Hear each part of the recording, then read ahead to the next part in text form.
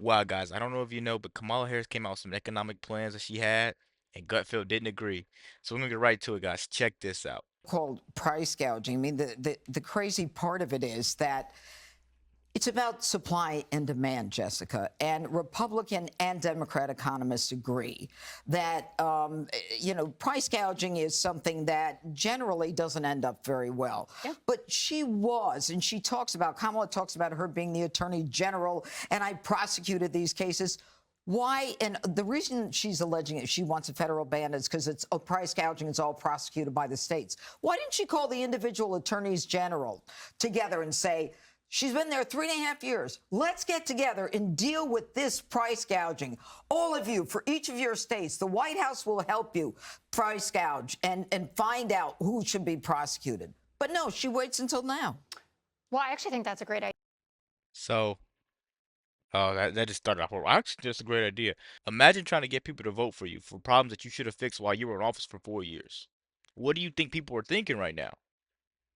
Let's let's get back to it.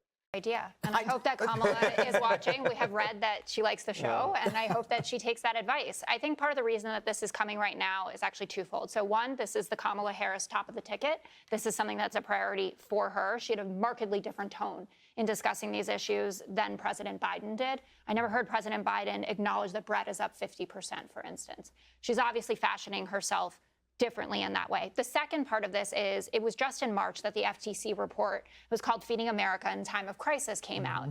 And they actually identified the fact that companies like Walmart, like Kroger, like Tyson were reaping profits so far above the supply chain problems that they had to call it out. And that's what led to this policy coming into being. So that's what she's going from. And I would also say that you could look at this as antitrust enforcement rather than price controls. And she hasn't been specific about that difference. And if it is antitrust enforcement, that's something that's very in line with who Kamala Harris is and who she has been throughout her career. Net, I think that this was an incredibly good day for Kamala. She was able to introduce herself to the American public in a way that she hadn't before. So, I'm not gonna keep pausing it, guys, but I used to think it was a religion and politics that divided, the country. But as I listen to her speak and I listen to her trying to defend the stuff that Kamala Harris is doing, I'm gonna say this, but I think we're divided by intelligence because there is no way where she basically wants to hand out money. You think that's gonna fix the issues that we're going through? Man, it's actually pretty sad, man. We have to go out and vote because if we don't, man, bread's up 50% right now. Bread's gonna be up 100 million% by the time Kamala's done. Let's keep going.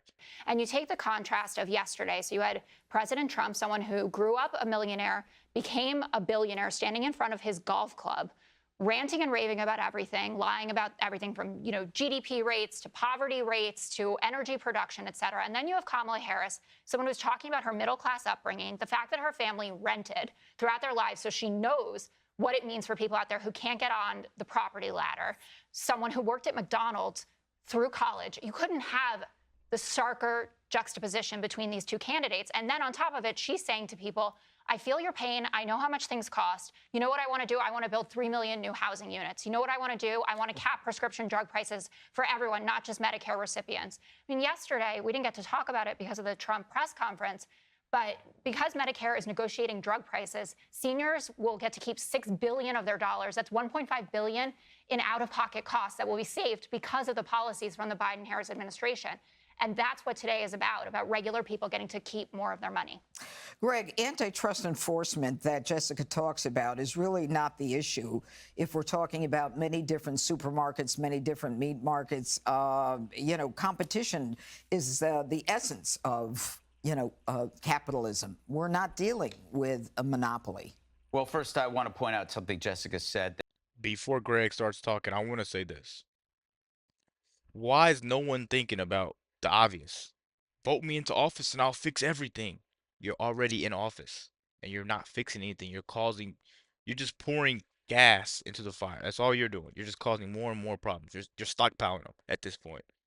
No one's thinking about the obvious, and it makes no sense to me. Man, let's hear what Greg got to say, man, because that's what we're really waiting on. Let's hear what he has to say. That Trump began as a millionaire and now he's a billionaire. I think that makes him an expert in this. I would rather listen to somebody who began as a millionaire and is now a billionaire than somebody who doesn't have a damn clue about economics. I've never heard a candidate today more unsure of themselves on a topic than Kamala Harris. I think she's been burdened by the weight of expectations put on her by the media. I've never seen a better campaign ad for Trump. She's campaigning better for Trump than Trump is. First, let's talk about the down payment issue on the House. A lot of this stuff is infuriating because they're treating the American public like idiots. She makes a proposal that is only half an equation. The first half is, here's a nice thing for you. The second half is missing, who pays for it?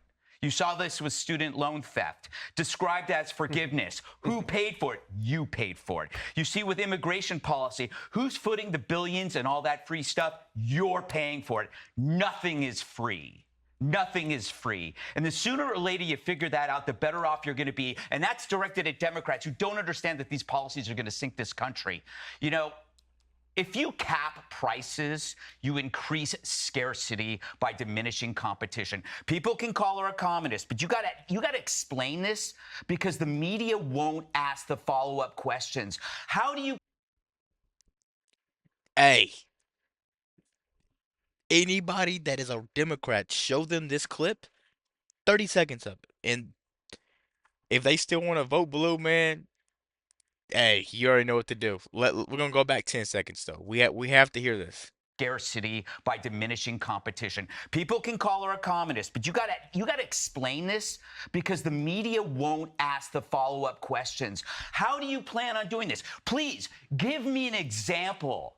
Give me an example where industries got together in a room and decided to drastically increase prices. That doesn't exist. The only example they'll have is, oh, you know, a bodega raised prices on umbrellas when it rained. That's all they got. There is no payoff for industries to artificially inflate their prices because the people who drive the prices are the consumers. That is, if you want to understand supply and demand, it's the consumers who drive the prices. There is absolutely no debate on this. There is not a single economist who would agree that this is the right thing to do. We can go and talk about Eastern Bloc countries. You can look at the cheap, terrible cars that they made and the appliances they made, but you already know that story. So how do you keep a debate alive if we know this is a fraudulent idea? You don't talk to economists. You listen to politicians or talking heads like me who have to do the research because I'm sick and tired of hearing people pretend like they know what they're talking about on TV, but they don't. So you won't see economists on other shows, other networks asking these questions. Like, can you give me an example of how this is done? What are the major industries? What is the right price? What is too high? What is too low? Can the government set prices based on not having a knowledge of an industry? What do you mean exactly by price gouging? How is that done beyond unique exceptions? Price gouging is a weak phrase directed at weaker minds. Can I just add? Bravo. Go ahead. Kamala has no time to answer pesky questions about her radical record because she's too busy grilling Tim Walz about his white guy. Wait a minute, you guys. Wait a minute. Listen to Jessica Tarlov. Beyond unique exceptions. Price gouging is a weak phrase directed at weaker minds. Can I just add? Bravo. Go ahead. Kamala has no time to answer pesky questions about her radical record because she's. Oh my God, guys, that's the end of the video. I'm about to chop it up. Give me 1 second. Let me get this off of here. Wow, guys, it's starting to feel like these people that are voting for Kamala can't tell time. It's been 4 years. She hasn't done anything, and people are still living check to check, and they want to blame that on Trump. How is that Trump's fault? I really want to know what you guys think. How can you blame that on Trump? Let me know what you guys think about the video. Be sure to like, comment, subscribe if you're new. And as always, let me know what you react to. We're out.